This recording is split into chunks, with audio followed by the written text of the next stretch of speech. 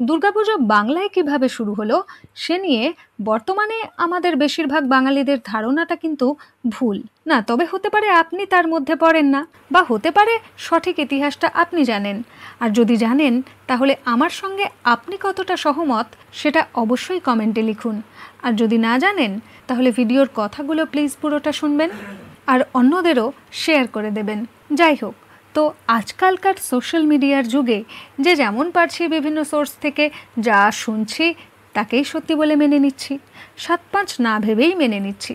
কিন্তু ব্যাপারটা খুব একটা কি ঠিক হচ্ছে? মানে একদমই ঠিক হচ্ছে না। কিন্তু একজন বাঙালি হিসেবে আমার আপনার তো জানা উচিত আমাদের সবচেয়ে বড় উৎসব, সবচেয়ে বড় পার্বণ দুর্গাপুজোর বয়স কত, দেবী দুর্গা ঠিক কত প্রাচীন। আরও ব্যাপার আছে, রাম কি সত্যি দেবী দুর্গার অকাল বোধন করেছিলেন? আর পুজোর সঠিক সময় কি সত্যিই শরৎকাল? না মানে কোনটা ঠিক, শরৎ নাকি বসন্তকাল? নাকি আগাগোড়াই শরৎকালই দেবীর পুজোর প্রকৃত সময়? এই প্রশ্নের উত্তরগুলো সঠিকভাবে জানা সত্যিই খুব জরুরি। বাঙালির শিকড়ের খোঁজে তা ভীষণভাবে প্রয়োজনও বটে। বাঙালির প্রাণের উৎসব দুর্গাপুজো, কিন্তু কবে থেকে এই পুজোর শুরু? একটা মত অনুযায়ী ১৪৮০ খ্রিস্টাব্দে রাজশাহীর তাহেরপুরের রাজা কংসনারায়ণ বাংলায় দুর্গাপুজোর প্রচলন করেন।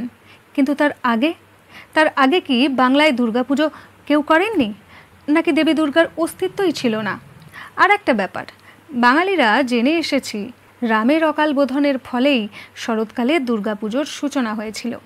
বাংলার আনাচে কানাচে বাচ্চা থেকে বুড়ো সবাই একথা জানে।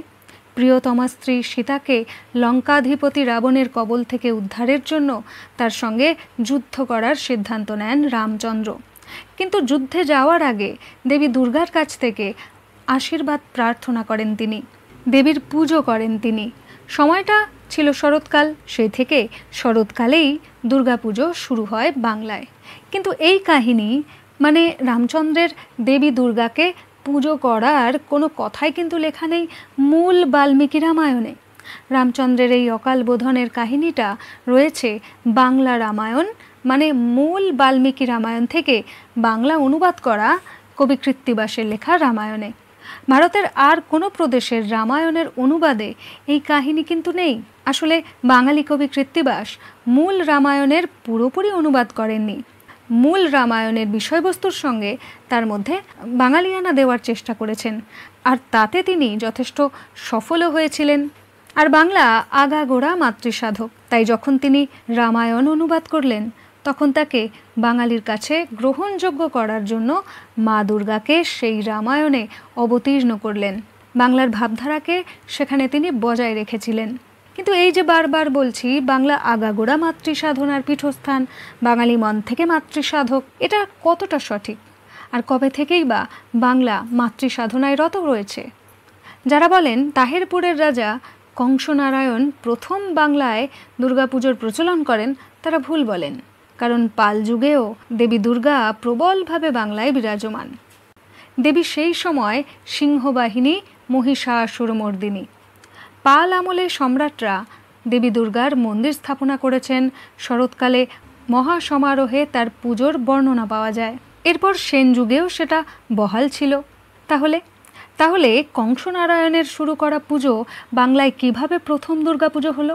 দেবীর সিংহবাহিনী মূর্তি কুষাণ যুগেও পাওয়া গেছে। বলা যেতে পারে খ্রিস্টপূর্ব প্রথম শতক থেকে মহিষমর্দিনী মা দুর্গার মূর্তি পাওয়া যেতে শুরু করে নিয়মিত। পাল বংশের প্রতিষ্ঠাতা গোপাল নিজে ছিলেন দেবী চুন্দার উপাসক। তিনি তন্ত্রের দেবী। দেবী চুন্দাকে চুন্দি নামেও ডাকা হতো। খেয়াল করার মতো ব্যাপার যে দেবী চুন্দির সঙ্গে দেবী চণ্ডীর উচ্চারণগত মিল আছে। বাংলার পাল আমলে বৌদ্ধ ধর্মের হাত ধরে দেবী চুন্দা বা চুন্দি চীন জাপানেও ছড়িয়ে পড়েন। জাপানে তাকে দুর্গা বলেই ভাবা হয় এবং পাল আমলে দেবী চুন্দার পুজো হতো সম্ভবত শরৎকালে। কিন্তু দুর্গাপুজোর বয়স আরও প্রাচীন সম্ভবত, আর সেটা হতো এই বাংলাতেই। আজ থেকে ২০০০ বছরেরও বেশি আগে বাংলার চন্দ্রকেতুগড়ের গঙ্গারিডায় সভ্যতায় ৪ সন্তান বা সহচর সহ এক মাতৃমূর্তি পূজিত হতেন। তার মাথার পিছনে রয়েছে 10টি আয়ুধ। সুতরাং বুঝতে অসুবিধা হওয়ার কথা নয় যে ২০০০ বছরেরও বেশি আগে ওই মাতৃমূর্তি নিঃসন্দেহে মা দুর্গার।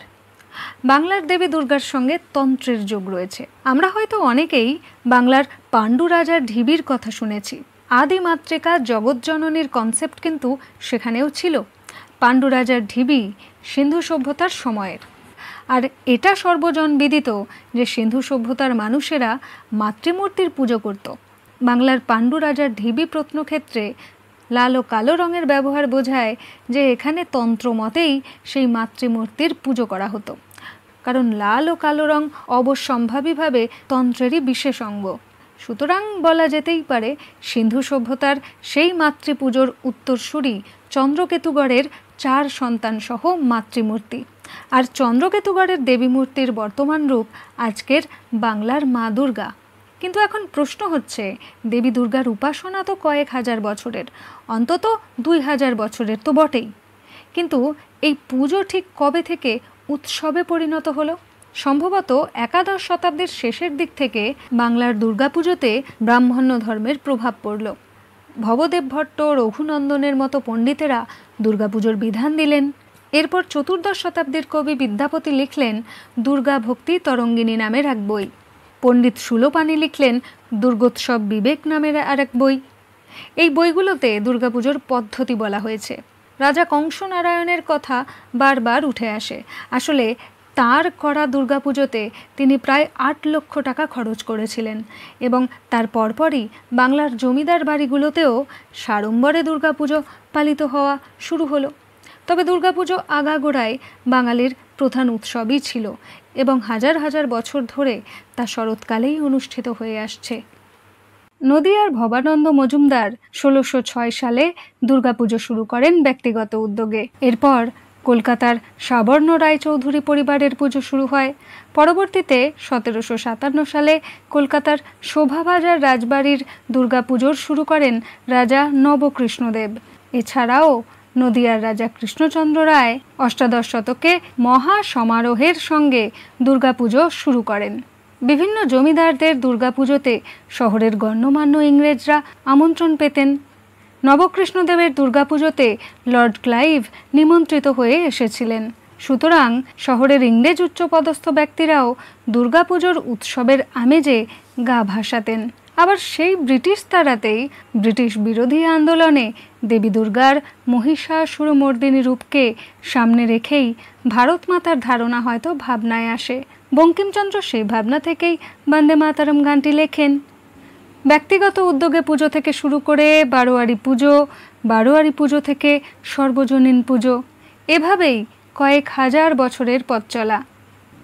দুর্গাপুজো প্রথম কবে থেকে শুরু হয়েছে সেটা একদম দিনক্ষণ দেখে বলা না গেলেও এই পুজোর বয়স যে বেশ কয়েক হাজার বছর আগের তা নিশ্চিতভাবে বলা যায়।